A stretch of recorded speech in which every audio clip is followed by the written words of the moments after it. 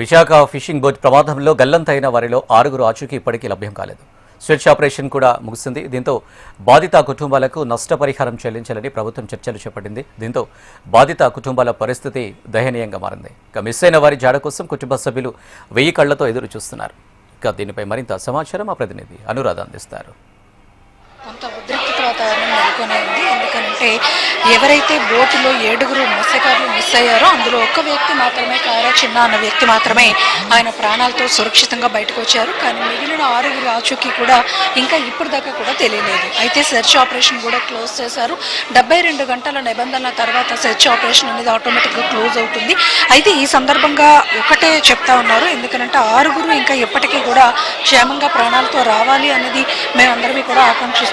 కానీ అవకాశాలు తక్కువగా ఉన్న నేపథ్యంలో నిబంధనల ప్రకారం సెర్చ్ ఆపరేషన్ అయితే క్లోజ్ చేస్తాం. ఆర్థికంగా ఈ కుటుంబాలని ఎలా ఆదుకోవాలన్న దాని మీద ప్రస్తుతం అధికారులు, ప్రజాప్రతినిధులు తర్జన పడుతున్నారు. అయితే ప్రస్తుతం ఇప్పటిదాకా ఉన్న సమాచారం మేరకు మిస్ అయిన ఒక్కొక్కరికి కూడా మిస్సింగ్ కేసు కింద నమోదు చేసి ఒక్కో కుటుంబానికి 10 లక్షల రూపాయలు ఎక్స్గ్రేషియా ఇచ్చేదానికి ప్రస్తుతం వాళ్ళతో చర్చలు జరుపుతూ ఉన్నారు. అయితే మరి కాసేపట్లో ఇక్కడికి ఎవరైతే ప్రజాప్రతినిధులు, మంత్రులు వచ్చి మరొకసారి ఈ బాధిత కుటుంబాలతో మాట్లాడి వాళ్ళకి ఏదైతే తగిన న్యాయం చేయడంతో పాటు ప్రభుత్వ పరంగా ఎలాంటి భరోసా కావాలన్నది వారితో కూడా ఒకసారి మాట్లాడే ప్రయత్నం అయితే మాత్రం చేస్తున్నారు. అయితే ఇప్పటిదాకా చూసుకున్నట్టయితే ఈ ఘటనకు సంబంధించి 3 మ్యాన్స్ కమిటీని కూడా ప్రభుత్వం కాన్స్టిట్యూట్ చేసింది. 3 మ్యాన్స్ కమిటీలో ఒక ఆర్డీఓని, అలాగే ఒక మత్స్యశాఖ అధికారిని, అలాగే ఎవరైతే ఇతరులు అంటే ఈ అంశానికి సంబంధించి ఉంటారో వాళ్ళందరినీ కూడా కలుపుకొని 3 మ్యాన్స్ కమిటీ అంటే ఒక డిఎస్పీ స్థాయి అధికారిని కూడా వేసి 3 మ్యాన్స్ కమిటీని కూడా కాన్స్టిట్యూట్ చేశారు.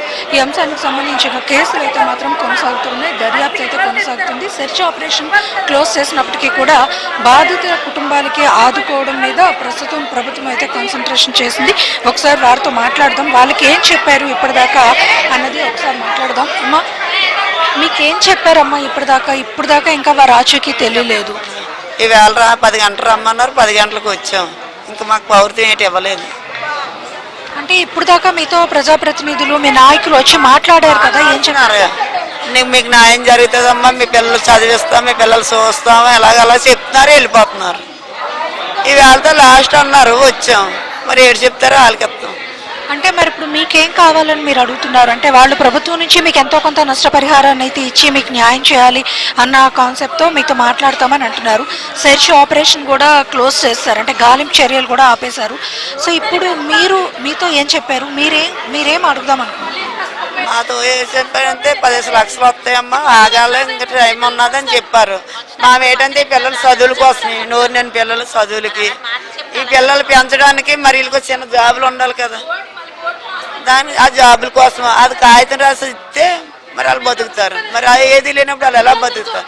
రోడ్లు పడినట్టే నీ బిడ్డలు పెట్టుకుని వాళ్ళకి ఏది తెలుసు, ఏటి తెలీదు, కష్టపడుకోవడం తెలీదు, ఏ పనులకి వెళ్ళడం తెలీదు.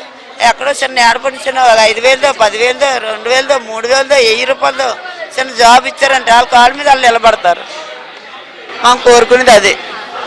మరి ఇప్పుడు దాకా చూసుకుంటే మొత్తం ఇష్యూ అంతట్లో చూసుకుంటే వారి ఆచూకీ అయితే తెలియలేదు. వారి ఆచూకీ కోసం ఇంకా ప్రయత్నం చేస్తున్నామని అంటున్నారు. మరోపక్క మీతో చర్చలు జరుపుతున్నారు, అంటే వీరికి ఎలా సహాయపడాలి ప్రభుత్వం అన్న దాని మీద. మరి మీతో ఏం చెప్పారమ్మా? ఏం చెప్పారు, ఈరోజు 10 గంటలకల్లా ఏదో ఒకటి చెప్తాము రాయండి అన్నారు. అందులో మా ఆయన గారు ఉన్నారు, 3 పాపలు నాకు. ఈ పెద్ద పాప అల్లుడు కూడా అందులోనే ఉన్నాడు. పిల్లలు ఇంకిద్దరు పిల్లలు వయసుకు వచ్చేసి ఉన్నారు.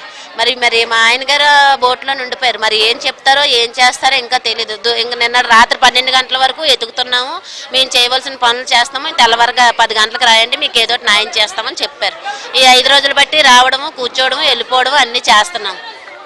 మరి మాకు ఏదో న్యాయం చేసినట్టు మీరైతే ఎక్కడి వరకైనా మా బాధను తీసుకెళ్తారని మా బాధ మీకు చెప్తున్నాం. అది మాకే గవర్నమెంట్ నుంచి ఏ సాయమైనా మీరు చేస్తారని మేము కోరుకుంటున్నాం. మీ దృష్టికి వస్తే మేము ఎక్కడికైనా వెళ్ళి మీరు మా కోసం బాధపడతారని. ఇది ఇక్కడ మనం చూస్తే కనుక ఒక్కొక్కరి బాధ ఒక్కొక్క వర్ణాతీతం, మొత్తం కుటుంబ సభ్యులు ఇంకా ఆ రోదనలు మనకి కనిపిస్తూనే ఉన్నాయి. ఇక్కడ చూస్తే కనుక ఎటువంటి న్యాయం వాళ్ళకు అందుతుంది అన్నది, అలాగే వాళ్ళ ఎదురు చూపులు అంటే వాళ్ళ కుటుంబ సభ్యుల కోసం వాళ్ళు ఎదురు చూస్తున్న తీరైతే మాత్రం ఇంకా అసలు కన్నీటి పర్యాంతం అవుతున్న పరిస్థితి కనిపిస్తుంది. మనం ఇప్పటిదాకా హార్బర్లో చూసాం, ఇప్పటికీ చూస్తున్నాం. వాళ్ళంతా కూడా నిరాశ్రులయ్యి వారి కుటుంబం జాడ కోసం ఎదురు చూస్తూనే ఉన్నారు. ఇంకా ఒక వార్త రాకపోతుందా, వాళ్ళ ఇంటికి రాకపోతారా అన్న ఆశతోనే వాళ్ళంతా కూడా ఎదురు చూస్తున్నారు. అయినప్పటికీ కూడా సెర్చ్ ఆపరేషన్ కూడా క్లోజ్ చేశారు. 3 మ్యాన్స్ కమిటీని కూడా కాన్స్టిట్యూట్ చేశారు. మరి ఈ అంశానికి సంబంధించి గల్లంతైన 6గురికి ప్రస్తుతం మిస్సింగ్ కేసు నమోదు చేసి అది కొనసాగుతుంది, దర్యాప్తు కొనసాగుతుంది. మరి వీళ్ళకి ఈరోజు పూర్తి స్థాయిలో ప్రభుత్వం నుంచి సహాయాన్ని కూడా అందించేదానికి ఇక్కడికి వారితో చర్చలు జరపడానికి ప్రజాప్రతినిధులు కూడా రాబోతున్నారు. చూడాలి మరి అసలు ఈ విషయానికి సంబంధించి వీళ్ళకి ప్రభుత్వం నుంచి ఎలాంటి సహాయం అందుతుంది. అలాగే ఈ సెర్చ్ ఆపరేషన్ క్లోజ్ అయినప్పటికీ కూడా వాళ్ళ కుటుంబ సభ్యులు ఎదురు చూస్తున్న వైనం అయితే మాత్రం చాలా బాధ కలిగిస్తుంది. మొత్తానికి ఏదైనా విశాఖపట్నం బోటు ప్రమాదం అనేది ఈ కుటుంబాల్లో తీరని లోటు, తీరని బాధని అయితే నింపేసింది. ఇది ఇక్కడ అప్డేట్. వీడియో జర్నలిస్ట్ ధనుష్తో అనురాధ, HM TV, విశాఖ.